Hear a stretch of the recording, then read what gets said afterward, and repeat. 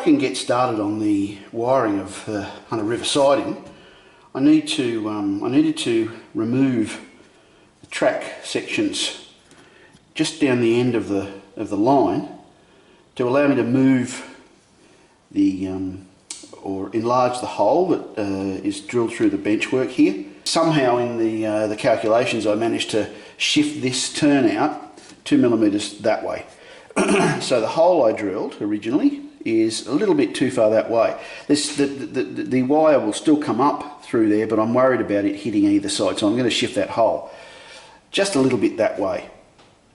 And to do that I needed to remove the track. While I've got that bit of track up, I thought I'd just quickly pass on a little tip that I've developed over the years for positioning tortoise machines.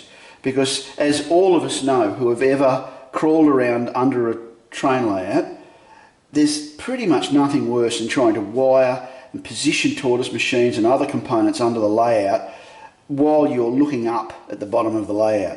Now in most circumstances you would drill your hole for the actuating wire here, and then go underneath the layout and drill some holes to position the machine.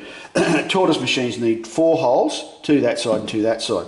Now many years ago I made up a couple of little plastic templates, little styrene templates that are based on the templates that Tortoise include in their instructions there on paper. Now I've done these to allow me to transfer the position for the screw holes fairly easily. There's 4 holes drilled, and I just position the main hole over that hole I've drilled where I want the position to be, and just mark the position. But instead of waiting until I'm under the layout to drill this from underneath, what I do these days, because it saves my back, is I position, before I lay the track, I position the template above, mark the holes and drill from above straight through. Now it's just as easy to drill the holes, it's much easier to drill the holes from above than it is from below, and I know they're straight and in the correct position. Before we get to the wiring of the layout, or this part of the layout, I thought I'd talk about components and the way I install tortoise machines. I tend to, I suppose, stick with tortoise machines because I find them, while they're quite pricey, I find them reliable, and I've got them on this layout that are they must be at least 25 years old, and they still run, never a hiccup. This is a brand new tortoise machine. I buy them in packs of 6 normally from an outlet in the US called Tony's Train Exchange. I'm sure some of you will be familiar with that, but Model O kits sell them as well. I wire my tortoise machines up on the workbench prior to installation. I have a standard colour scheme. I use an orange and a blue wire. Doesn't matter what these colours are as long as they're not the same as the other. On the outside, which are the 2 wires that actually operate the machine itself, and then I just use the diagram in the instructions to wire up the rest of the contacts. I wire up all the contacts. I don't think I've ever used the second set of contacts more than once, but I still wire up that second set. So I use one set for switching the power to the frog, but the other set of contacts I wire up anyway, because I don't want to have to come back and add contact wires to them later on if I find that for some reason later on I want to use those contacts. Once I add about 12 inches, 14 inches of wire, depends on the location of the tortoise machine, I will hook it up underneath the turnout by feeding the wire through the tube that sits in here, and I will then screw one of these terminal blocks. I'll cut it off to 8. You just get a Stanley knife and cut it off at 8, and I'll screw this into position through these locating holes here, there and there, underneath the layout, and I'll run these wires in the same order that they appear on the turnout motor into these holes. So there's 2 sets of screws, one side for the wires coming in and the other set going out. If I ever need to remove that turnout motor, all I've got to do is undo the wires, undo the screws that hold the turnout motor in position and pull it out. I've only ever had to remove 2 tortoise machines in the 30 years I think 25, 30 years I've been using tortoise machines, but in that time, if I ever have to do it, it's a very easy matter. The screws I use to install the tortoise machines are these small self-tappers. I like them because they've got a nice wide head. I'm not sure if you can see those, but they've got a nice wide head. They're about 4G with probably a centimetre long. I just want a head that is just enough to hold the machine in place. I don't want it so large that it's actually going to come into contact with the body of the machine. Okay, we're under the layout and you can see the main, I suppose, actuating hole for the turnout underneath. The central hole is irrelevant, and I've put 2 screws, 2 of those little panhead self-tapping screws into position, which I'll use to locate the tortoise to start with. What I do is I find that putting the screws in first allows me some ability to hold the tortoise machine in place while I find my third hand to screw the other side in. Now, at the moment, I'm not sure I'm going to be able to film this, so what I'll do is I'll feed the wire through, get it set up, and with any luck, you'll be able to see it when I'm able to get a free hand. Okay, I've positioned the tortoise. I've got them sitting loosely on those 2 screws that I put in earlier. The actuating wire is going through the tube that's soldered to the switch bar on the turnout. Now all I've got to do is put the 2 screws on this side and tighten them up. Then I'll be ready to start wiring. Okay, I'm about halfway through wiring up the switch machine to the terminal block. I've done 4 of the wires here. As you can see, they're coming out of the strip at the bottom of the machine, and I've done them in the order, starting with blue on the outside. As I said, the colour of those wires doesn't matter. The blue and the orange on the outside is just a standard I've used. But then I moved to red and black, which is the colours I use on the bus wires for the DCC system, because the power for those will come in through there. And the old standby, green for the frog. You may be able to see just down here 2 black and red wires. Those are the bus cables from the other part of the layout. I'll tap off those 2 wires here and bring them across here and down to the rest of the layout, down where those wire spools are.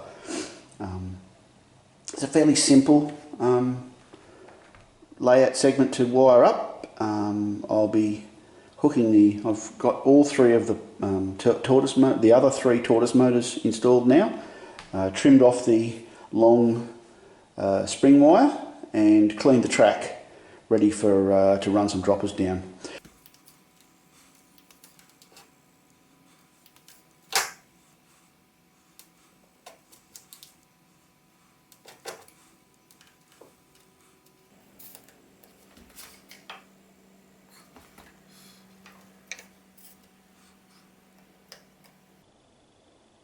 Well, there's no power to the track yet, but I finally reached the stage where I can run a wagon through these turnouts. This is a wagon built for me by a mate of mine by the name of Phil, and you're just about to see the first wagon run through the first turnout, which I'm very pleased with because it didn't derail. Mate, before I can run trains on the Hunter River siding, is what I'm going to do about check rails on this crossing. As you can see from this at the moment, the rails cross, and they do work quite successfully. However, getting the crossing to work mechanically, electrically, and I suppose aesthetically together are 3 things that sometimes are a little bit in conflict. So, what am I going to do? I've decided that I'm going to fill this space with a diamond-shaped piece of styrene, just like that. The reason I'm going to do that is because it will work mechanically absolutely perfectly. I don't need to have this diamond crossing look like the prototype. it can look as ugly as it likes as long as it functions well. And having a big piece of white styrene in the centre there isn't going to look terribly great, but it will be done in a way that is unprototypical.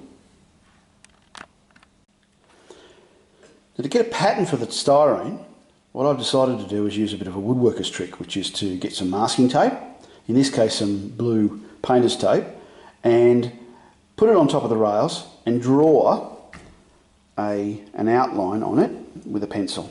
I'm finding it difficult to film with one hand and draw with the other, but what I've done here is just rub along the edges. What I'll use that pencil line for is to draw a pattern onto the styrene. Again, I'm not sure you can actually see that very clearly. It's there's two sets of lines there. There's one that I've drawn over the outside set of lines with a pencil to make them a little bit clearer, and that's the outer square or diamond. And within that shape, I've drawn about 2 millimeters in, 1.8 to 2 millimeters in. I've drawn another line, which is the cutting line. Okay, all I've done now is scribed a line around the inner set of lines, and I'm just peeling the masking tape away because I've got those lines scribed into the surface of the styrene now. And that's the shape I will end up with.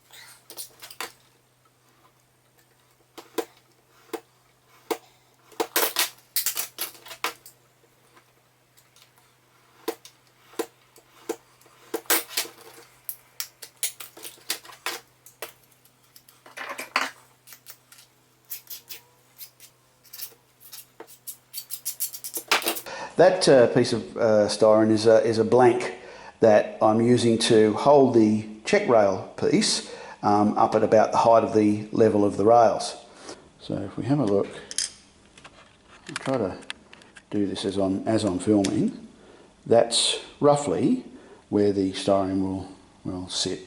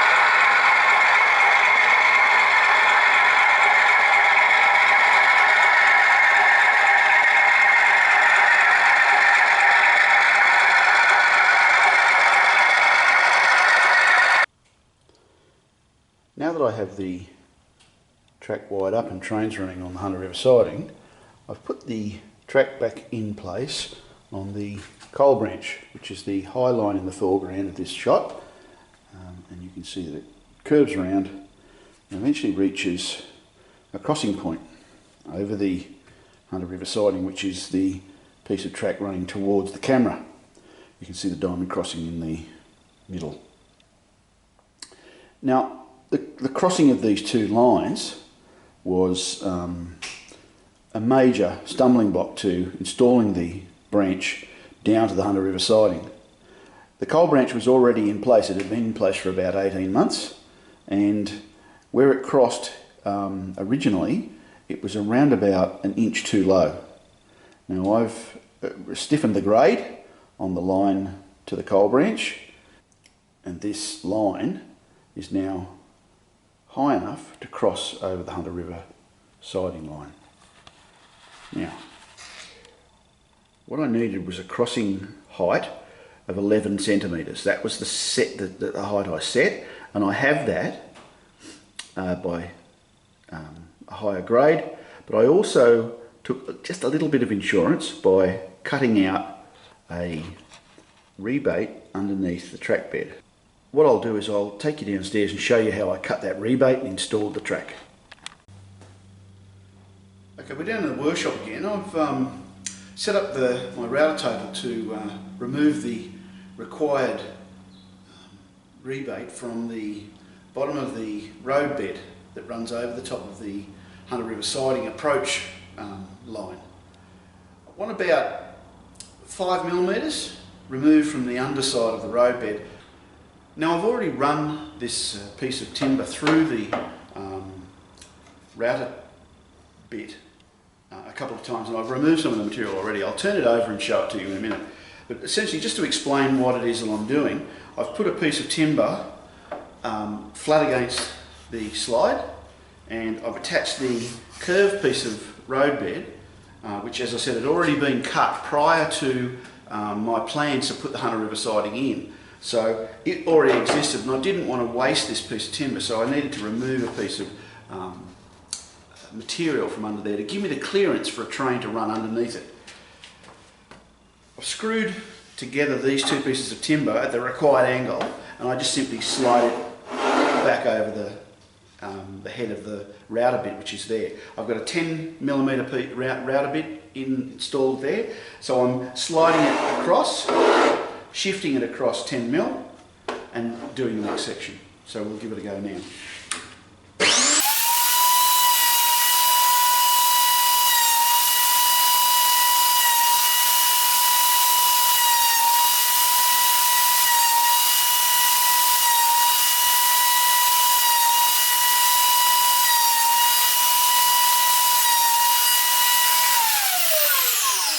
So just turning it over and having a look at the rebate that I've cut into that part of the road bed, you can see that it's taken. I set the router bit at 5mm. It's taken the required 5mm out. There's a couple of spots where it's sat up a little bit. It's just insurance to make sure there's enough clearance. I needed 11cm, and this gives me 10.5. I've raised the road bed 10.5. This is the last 5mm of that grade, and every millimetre that I don't have to raise the height is a millimetre that the coal trains don't have to run up. So I'm going to remove that piece, a little bit raised piece, with a chisel, and we'll see how it goes being installed.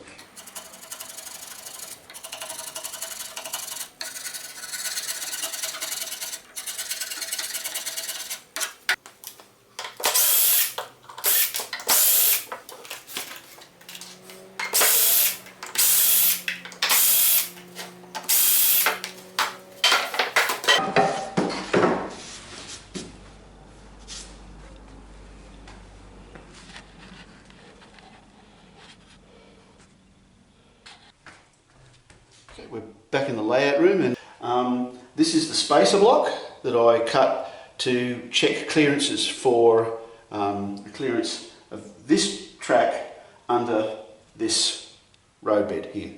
So if it goes under that road bed, if it will fit under the road bed, I've got 105mm, at least 105mm clearance, which is what I've calculated to be the minimum I require for a locomotive to go under there. So 105 is about the minimum. This spacer block does pass under quite nicely. Actually, I'm very pleased with that. And you can see the gap that I routed is just under here.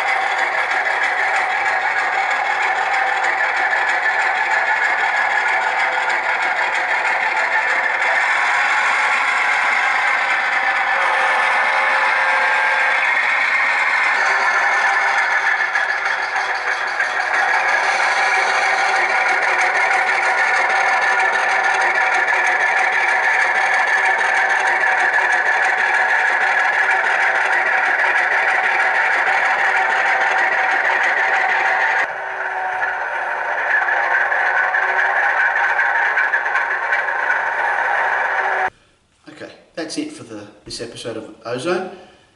I started out with the aim in this video of getting a loco to run down to the Hunter River siding.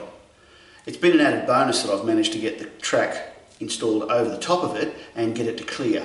I haven't yet run a train up the coal branch, which is the overpass, and as the grade is now stiffer than it used to be, my estimates are that it's now about 2.5%.